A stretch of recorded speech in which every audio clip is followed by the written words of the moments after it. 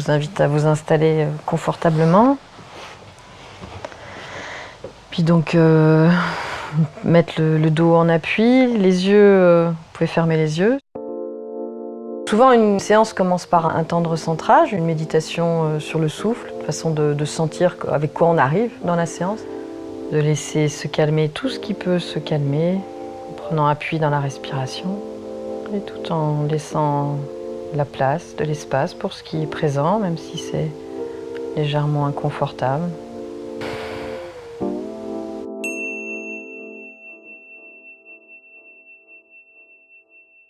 Il y a des moments où je vais choisir d'utiliser l'image, parce qu'en fait ça permet de sortir d'une réflexion plus analytique et parfois qui devient très mentale.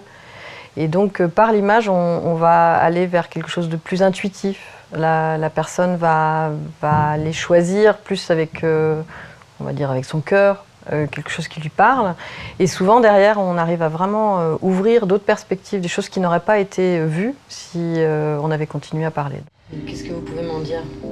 Alors celle-ci, ce que j'aime, c'est le mouvement, le corps en mouvement. Après, ce qui va me gêner, c'est plus les masques.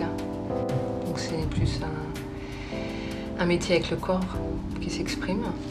Et ça, c'est le côté plus lumineux. En même temps, si je choisis ça, je pense que si les visages sont comme ça aussi, enfin après réflexion, c'est que je suis pas encore prête. Alors je l'ai prise vraiment pour le mouvement, pas forcément pour le groupe.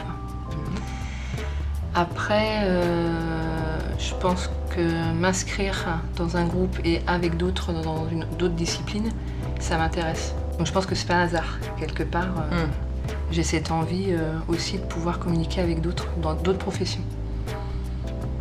Mais en même temps, gérer. Là, je pense que pour moi, c'est elle qui gère.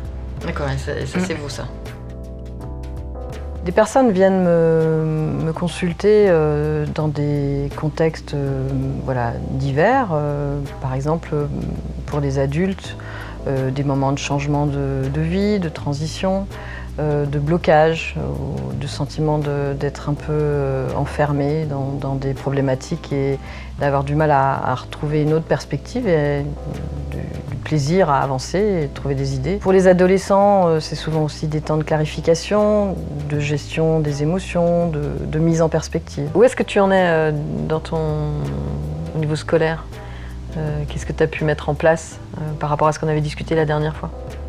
Je me suis plus concentré, je me suis plus investi dans le travail que j'ai fait. J'ai réduit mon temps en extérieur de chez moi pour me mettre plus à travailler.